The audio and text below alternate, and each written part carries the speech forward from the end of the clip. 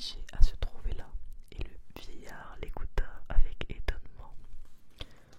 Voilà, s'écria-t-il, la chose du monde la plus surprenante, et vous vous êtes liés par le serment le plus inviolable. Je veux, ajouta-t-il, être témoin de votre entrevue avec le génie. En disant cela, il s'assit près du marchand. Alors que le marchand et le vieillard qui conduisait la biche s'entretenaient, il arriva un autre vieillard suivi de 2 chiens noirs.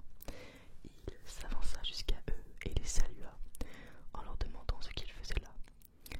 Le vieillard qui conduisait la biche lui apprit l'aventure du marchand et du génie, et le second vieillard, trouvant aussi la chose digne de sa curiosité, décida également de s'asseoir auprès des autres, et à peine se fut-il mêlé à leur conversation qu'il survint un troisième vieillard qui, s'adressant aux 2 premiers, leur demanda pourquoi le marchand était avec eux.